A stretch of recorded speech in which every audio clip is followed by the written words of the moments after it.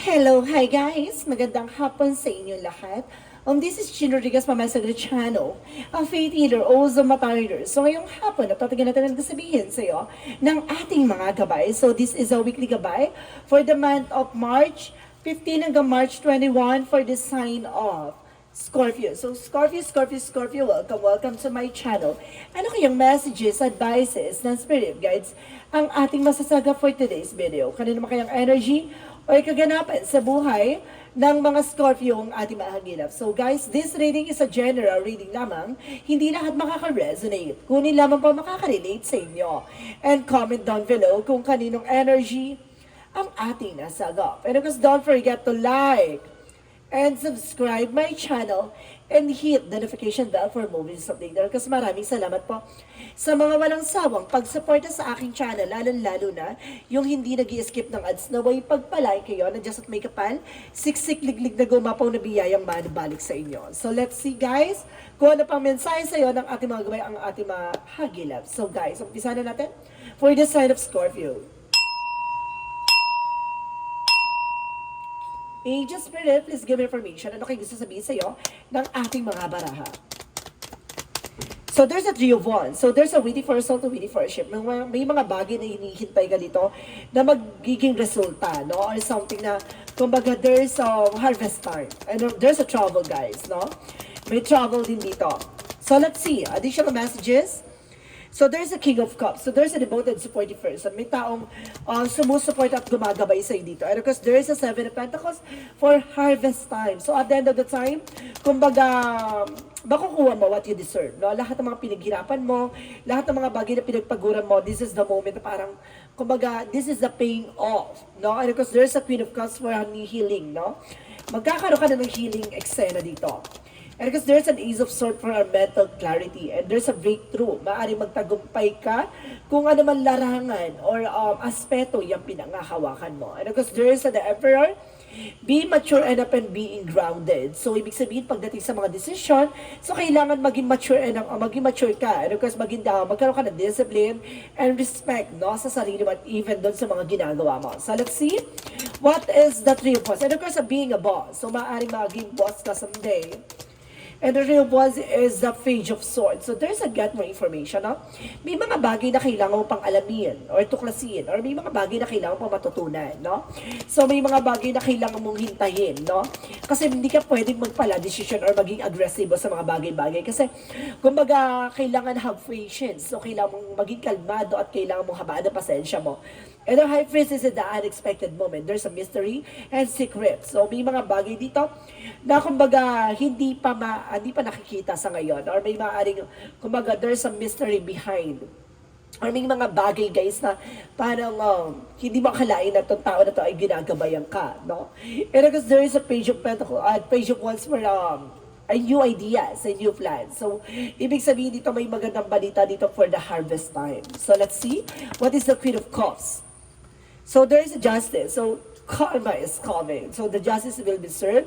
Kumbaga, magkakaroon ka na ng healing in all aspects. Sa lahat ng aspeto, kumbaga, gagaling na at maaaring matatapos na yung, kumbaga, yung mga bagay na nagbigay sa'yo ng crisis. No? Kumbaga, justice will be served and balanced. And of course, there's a Nine of Pentacles for a blossoming abundance. So, this is the moment na kumbaga, lalakas at lalago na about sa finances or resource of income mo or either business or trabaho mo. Or magkaroon ka ng promotions or kumbaga increasing your salary. So let's see what is the Emperor. So there's a Six of Swords by transition, no? Kumbaga may mga bagay na kailangan mong baguhin on your own, no? Ayun yung kailangan mong pakawalan. Kailangan maging mature ka sa lahat ng mga desisyon o sa mga magiging plano mo. So the Three of Wands is the Page of Swords, represent the Star card, a wish fulfillment. So this is the moment na matutupad na yung mga bagay na gusto mo or pinangarap mo. No? Kumbaga, ito yung mga bagay na kumbaga hinihintay mo, so maaaring makuha mo na, no? And the King of Wands is stability and control, no? Kumbaga makokontrol mo tong bagay na to, So even your emotions or something, kumbaga there is a mystery behind na parang hindi mo akalaing malalaman mo, or either na kumbaga yun, hindi mo akalaing mapangahawakan yung bagay na yun, no? And because there is a Four of Cups na reevaluate or analyze. So may mga bagay na kailangan mong pag-isipan bago mag-take ng action, or bago mo tanggapin yung isang offer yun. Kasi there's an offer that brings you a payoff, no? Kumbaga itong balita na ito magdadala sa iyo ng magandang kasaganahan. So may mga bagay lang na kailangan mo evaluate kasi hindi lahat ng offer ay maganda. So let's see what is the Queen of Cups and of course the Justice card.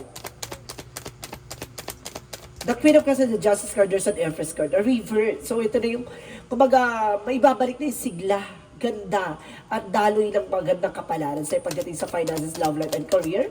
And because the Ace of Swords and the Nine of Cups represent the Chariot card for an action. So, kumbaga, bibilis na yung takbo ng eksena sa'yo na magdadala sa'yo ng financial windfall. At there's a movement, no? May development na magaganap. So, let's see what is the Emperor and the Six of Swords. So, represent the Knight of Pentacles, security. Na maging secure ka sa kung ano man ang meron ka.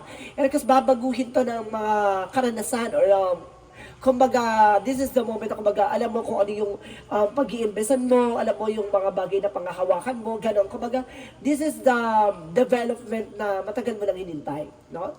So, let's see, additional messages for the outcome. Parang there's like an evolution, guys. So, there's an Ace of Wands for a new beginning and new ideas and new plans. And there's the Seven of Cups. So, there's a lot of opportunities coming in for you. Maraming oportunidad na papasok na magdadala sila Four of Wands, celebrations, no? Kumbaga maraming papasok dito na celebration at kumbaga don't be missed, no? Huwag mo itong palagpasin pa. So let's see guys, no? Kung ano yung pinaka-messages for the career. Wait lang guys ha.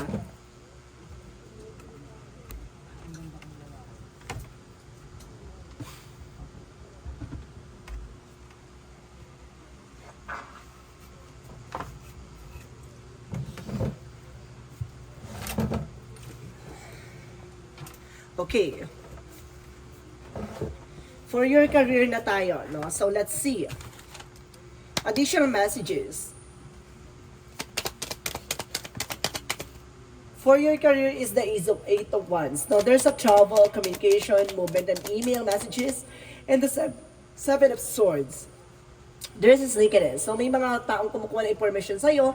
It's not cheating or lying na, kumbaga, normal na sinasabi na Seven of Swords is cheating and lying. Hindi siya ganon. Kumbaga, it's a get more information, sneakiness. Na kumukuha ng information sa'yo by, it's a like a client or a customers, ganon. Kumbaga, marami nang nag-i-stock or kumukuha ng information sa'yo. So, let's see additional messages for love life. So there's a Temperance, a perfect timing, no? This is the divine timing or there's a perfect timing na kumbaga ibibigay na ni God kung para sa'yo talaga itong bagay na to or tao na to. And the Two of Wands is a choices, no? Kumbaga may pagpipilian ka dito.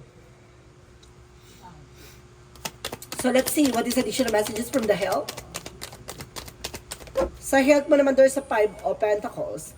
And there's a Ten of Cups. So ibig sabihin dito, kumbaga, nagkakaroon ka na something crisis pagdating sa health mo. Kumbaga, sinasabi dito, you need to take an action. And of course, kumbaga, the happiness kasi or something, laughter is the best medicine. So, kailangan mo maging masaya. No, iwasan mo na yung, kumbaga, puro pera. No? Kumbaga, kailangan mo maging masaya kung ano man ang meron ka. Kasi parang nagiging, parang nagiging, nagkakaroon ka ng, kumbaga, hindi nagiging maganda kalusugan mo dahil, kumbaga, nakafocus or workaholic ka kasi siguro, no? There's a multitasking. So, ibig sabihin, marami kasing tumatakbo sa isip mo, no? Yun yung kailangan mo, no? Kailangan mag-pay attention ka sa health mo. So, let's see what is the magical fairy messages. So, there's a new home. So, magkakaroon ka ng bagong bahay, you know? And there's a spiritual teacher, no? Maaaring, it's either magiging manggagamot ka or either kailangan mo na manggagamot, the spiritual teacher. The advices or something involved teaching others about healing and spirituality. No? Kumbaga, may kinalaman talaga about sa spirituality dito na maaaring, kumbaga, magtuloy-tuloy na yung ganda ng eksena mo. So, let's see. What is a yin and yang oracle card? May bagong bahay, There's a moving, is a step. Now, moving is a step for a right direction for you. For yin and yang oracle card, so there is a transcendence. So there's a unity. May pagkakaisa dito, ha? And there's an information with distance. So kumbaga, may distansya. There's a long-term relationship. So let's see additional messages. And there's third eye. So there's a clarity. Bibigyan ka ng kaliwanagan dito. At the same time, there's a decision, no? Kung may mga bagay na nahihirap ka mag-decision ngayon, pero as of now, tuloy-tuloy na yan. Kung tutuloy-tuloy na yung magandang kapalaran sa'yo, pero may mga bagay na kailangan po lang pag-desisyonan. So let's see what is the chakra messages. So there's a gratitude. Now, be thankful kung ano man ang meron ka. Yun lang yun. And ako sinasabi sa'yo dito, kung ma-appreciate mo yung mga bagay na kung ano meron ka, gano'n. And there's a release. May mga bagay na kailangan mong alisin. Baksiin. Let's see what is Archangel Michael messages for you. Archangel Michael messages. So there's a positive thoughts kayo sa positive result, no? Kumbaga, kailangan mo lagi maging optimistic sa lahat ng gagawin mo sa buhay mo. And new beginning and fresh start. So magkakaroon talaga ng bagong simula. And there's that have confidence, no? The more na confidence ka sa ginagawa mo, the more siyang talagang continuous yung pasok na maganda kapalaran sa'yo. So let's see, what is the Monsology? Monsology is take time to breathe out. No, kailangan mong ng oras para huminga. No? There's an expect the powerful change. No? Mag-expect na ng mga biglaang pagbabago.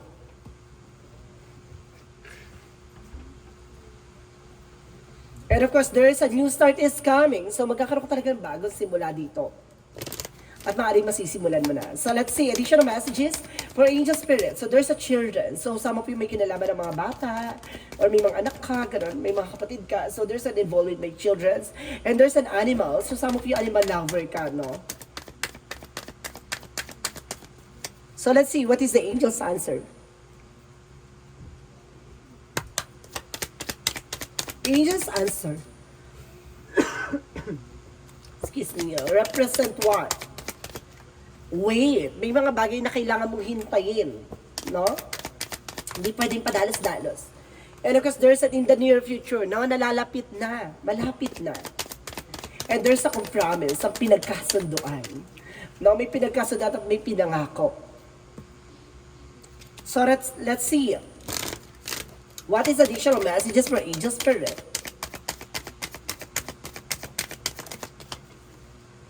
And the cosmic heart, there's a devotions, no? And of course, the life-moving prayer. So, kailangan mo ng dasal. Magdasal ka. Or something devotion. So, and of course, there's a bigger picture thinking.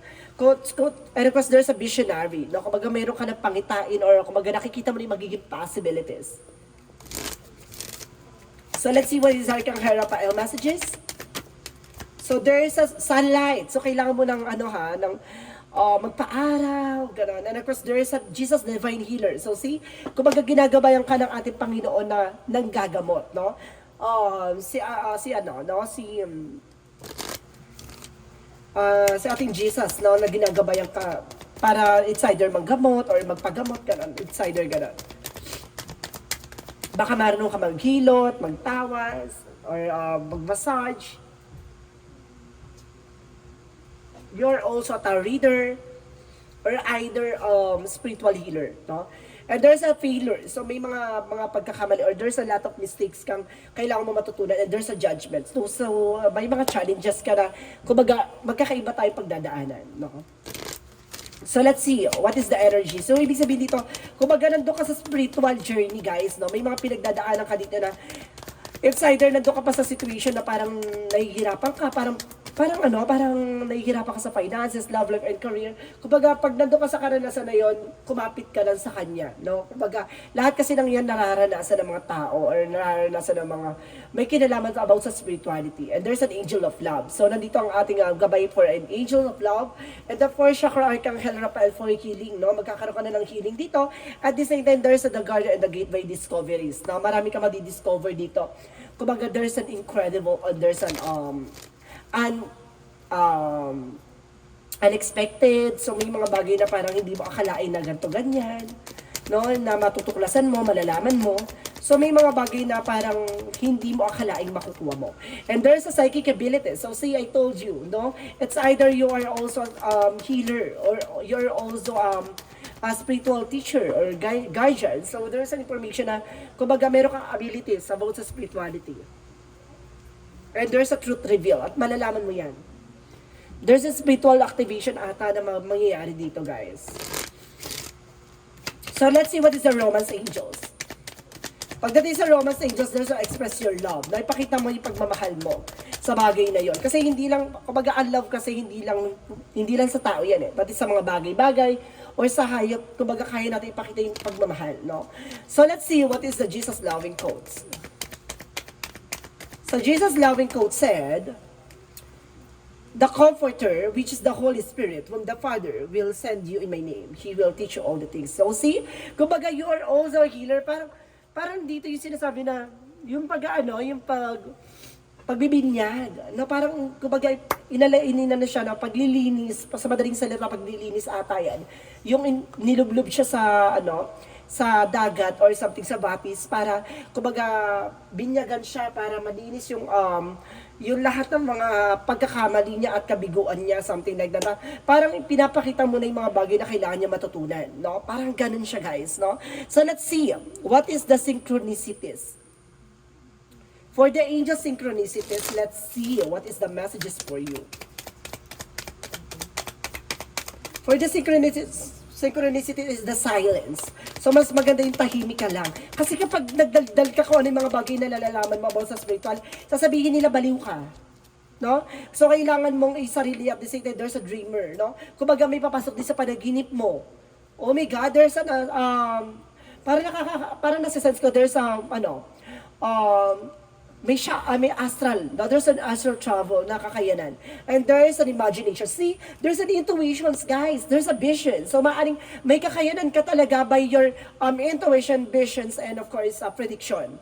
No? Yun siguro ang kakayanan na ipinagkakalob sa'yo ng ating Panginoon or madadagdagan ang abilities mo. So, let's see. What is additional messages for angel spirit, guys?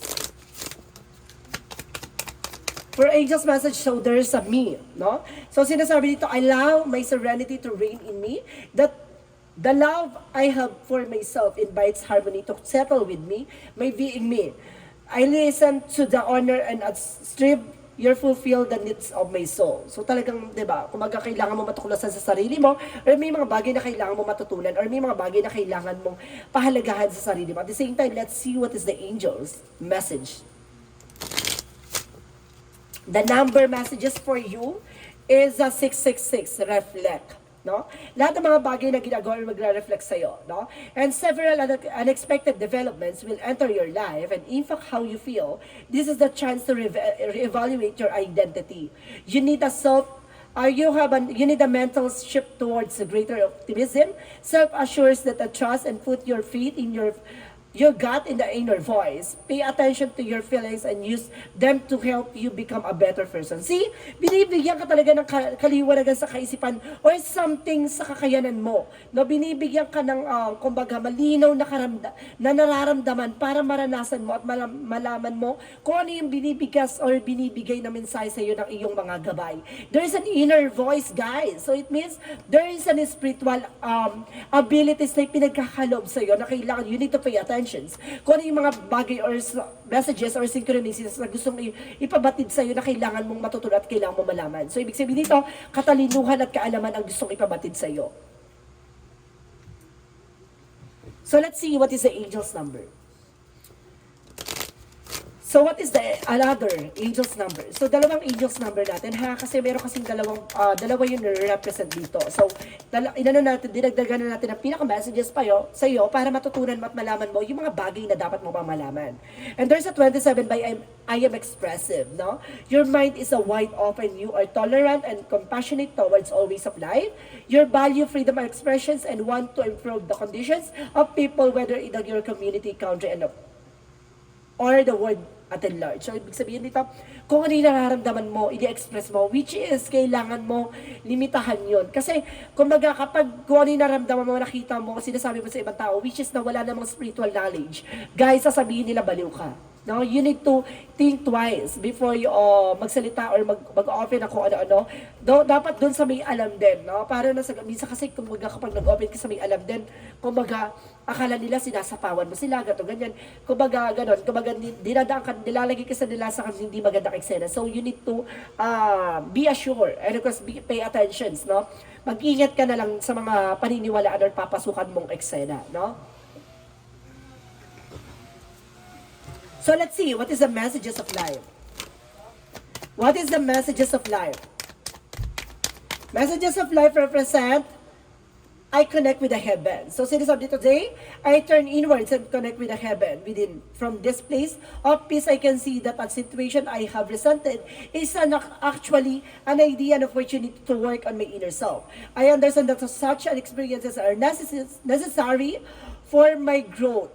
Thus, I accept such situation and now live each day in serenity. So see, kumbaga kailangan mo makipag-ugnayan sa atin poong may kapal at kailangan mong i-present yung sarili mo na linisin at alisin yung anumang pagkakamali or mga nagawa mong kasalanan na sa ganun maging open pang about sa spirituality. May mga bagay na kailangan mo matutunan at malaman, no? Kumbaga mailayo ka sa tukso at mailayo ka sa mga hindi magandang sitwasyon na mangyayari pa sa hinaharap mo. So guys, this reading is a weekly gabay for the month of March 15 hanggang March 21 for the sign of Scorpio. So Scorpio, maraming salamat for this wonderful reading. So once again, this reading is a general reading lamang. Hindi lahat makaka-resonate. Kunin lamang pa makaka-relate sa inyo and comment down below kung kaninong energy ang ating nasaga. Pero kasi don't forget to like and subscribe my channel and hit the notification bell for more videos update. Kasi maraming salamat po sa mga walang sawang pag-support sa aking channel. Lalo na yung hindi nag-skip ng ads na way. Pagpalike kayo na Diyos at may kapal, siksik-lig-lig na gumamang na biyayang manumbalik sa inyo. Maraming salamat and see you in the next video. Bye-bye and babush!